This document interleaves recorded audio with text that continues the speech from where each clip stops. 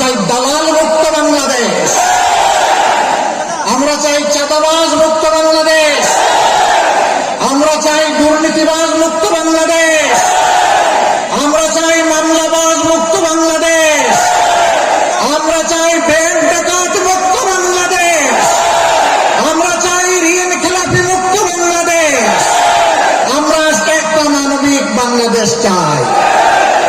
তারা রায় অলরেডি দিয়ে দিয়েছে, 12 তারিখ ইনশাল্লাহ তাই হবে। এইটা দেখে অনেকের মাথা গরম। এখন কি চৈত্র মাস না বৈশাখ মাস? হ্যাঁ, কোন মাস এখন? মাঘ মাস।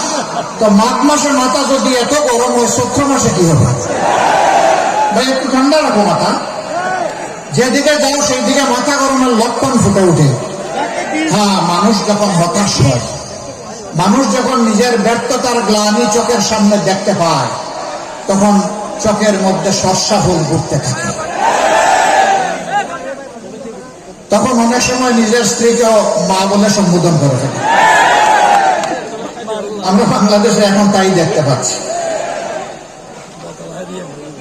ইনশাআল্লাহ